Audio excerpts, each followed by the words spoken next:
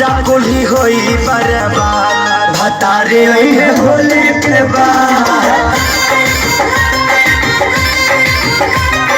के डाली फसल में खाद भतारे होली के बाद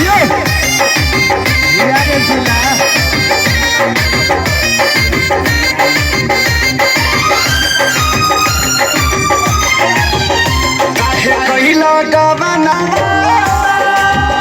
समदहाती सजनवा जब जाए के रहे लुधियाना हो प्यारे लाल संग खेसारी